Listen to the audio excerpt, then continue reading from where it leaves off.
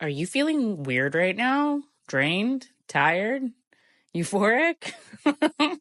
Well, this is what the Schumann resonance is currently doing. And if you're not familiar with what the Schumann resonance is, it is the electromagnetic field around the Earth and the energy that it vibrates with. So just for comparison, this is an example of more typical activity of the Schumann resonance. I just grabbed this from the Goog, but this image is something that a friend of mine sent me because that is what the last couple of days have been like. And how curious that this lines up with some monumental action going on in the true sky when it comes to astrology. If you're new here, greetings. I am speaking about true sky sidereal astrology, which is taking astronomical positions of the etheric bodies and planetary beings that follow the line of the ecliptic, which is the path that the sun follows through our solar system, engaging with the various star groupings and constellations known as the zodiac that lie along this line of the ecliptic. This is what astrology is meant to be. Tropical or Western astrology is not that. I have a number of videos talking about it, but it is essentially a seasonal system based on a calendar and a clock designed to encapsulate humanity in a never-ending cycle of consumption and production. It does track for those reasons, but if you're looking to evolve spiritually by harnessing the actual alchemical energy of these bodies passing through these star groupings, then stay tuned. Okay, so currently the sun is sitting right in between Scorpio and Ophiuchus. I have done a couple of videos talking about this combination of energies in more detail, but to be concise, essentially Scorpio is death and endings and cycles. It is deep water, fixed water, right? Deep emotions. You surrender through the death portal of Scorpio and you go through Ophiuchus, which is right over the galactic center, which is a black hole and is essentially the womb of our universe. Utilizing these two energies together turns the zodiac wheel from the wheel of samsara, measuring never-ending suffering in the physical world, into spiral dynamics where we're able to effectively harness the energies of death and rebirth to go from one level of the circle into the next, making it a circle into a spiral, essentially. Ophiuchus is a pattern interrupt in the zodiac and a pause. So the sun being in Ophiuchus means that we should chill and just receive at this point in order to move up the spiral. We also have Mercury retrograde in Ophiuchus, or we're coming to the end of it. It's been there for a couple of weeks. So really like amplifying that energy with the sun and Mercury conjunct of digging deep, looking at what's hidden, having triggers come up, things to activate you in order to bring your awareness to aspects of yourself that must be reckoned with, accepted, and healed in order for you to shake that density off your being and move up the spiral. Because in order to move up the spiral, you need to lose density. That is what enlightenment is. In fact, it's losing density so that more light can get through you. The more space you have in your being, the more divinity can seep in the in-between aspects and you become enlightened. So just moving down the line of the ecliptic, doing another little snapshot of some other energies contributing to this portal that we're in right now is Venus conjunct Pluto. So you can see the two of them basically right on top of each other. That's what conjunct means. And Pluto is, in fact, just entering Capricorn. Again, I've done a number of videos on this topic if you want to know more about that.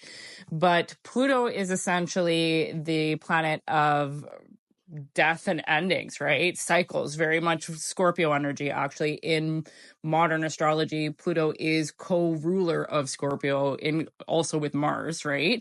So Pluto and Venus, the planet of love and relationships and how we love, how we relate to everything, basically being conjunct, means that we're having a lot of endings to relationships with all sorts of things, not just people, like relationships with your way of being, with certain characteristics, with certain patterns, habits that you have, anything that is not serving you in this evolution of shaking off the density of the lower realms, the karma associated with that, living in a dualistic victim perpetrator type of lifestyle, essentially. Anything that is holding you to that is going to be brought to your awareness in order for you to shake that shit off.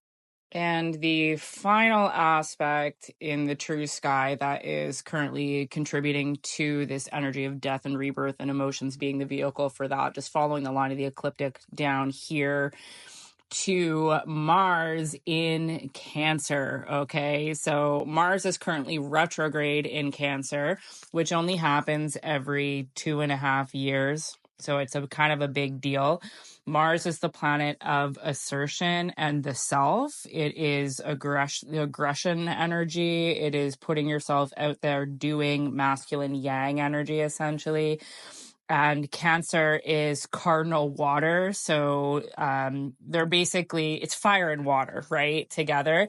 Very uncomfortable position for Mars. And it's going to be retrograde there until late February. Okay. So we have a period of time of energies making us want to assert ourselves and protect ourselves. Cancer is the protector. And then also conversely, the other end of that is potentially like really sticky, aggressive, spiky kind of emotions when it comes to your needs not being met or not being able to assert yourself in the way that you want to. Okay. So all of these things contributing together, like all of these energies happening in the true sky. This is how astrology is meant to be used, to like a weather forecast, essentially. So we can see all these factors contributing to an overall theme of death and rebirth. We are in the choice point, okay? And our relationships and the emotions associated with our relationships. And just to reiterate, relationships are not just interpersonal. You also have a relationship with yourself and your habits and all of that. Again, to reiterate, it's not just interpersonal, it's relationships of all sorts. Okay, so our relationships and the emotions that are created as a result of those relationships, all of these things are being touched on and pushed on in order for us to evolve. Like, look at this shit one more time, okay? Like, there is an obvious correlation here between what is going on in the stars and what is happening on the earth. You are not crazy. We are getting bombarded with all sorts of celestial energies in order to help us release density and move up the spiral. So this means that we need to be doing less in the physical world. We need to be resting and receiving and opening ourselves up to divine insight, healing, whatever it is that we need in order to strengthen our astral bodies and our non-physical selves in order to step into the next level of our evolution. So take this as your message to do less. Open up, receive. Do not miss this choice point. Or, do and go around the circle again. It's really up to you. Because ultimately there are no mistakes, only experience. So it's not like it's wrong or right. But if you're here for evolution and you're done with the level that you've been at, now is the time. Soften into surrender, allow yourself to receive and see what happens.